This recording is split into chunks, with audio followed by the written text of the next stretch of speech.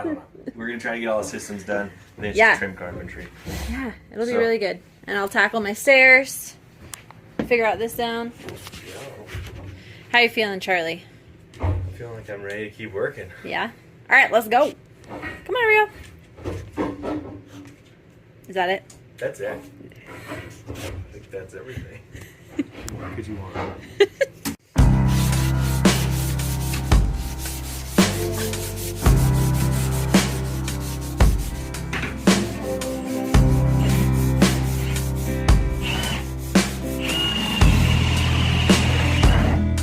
Nice.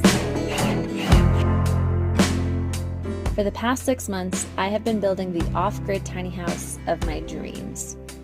But the most beautiful surprise to this whole experience has been the community that I found with it.